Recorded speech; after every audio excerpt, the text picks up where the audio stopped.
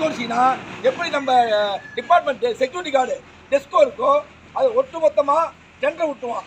அந்த டெண்டரை அவன் எடுத்துருவான். ஒரு தொழிலாளிக்கு அவன் சம்பளம் கொடுப்பான்.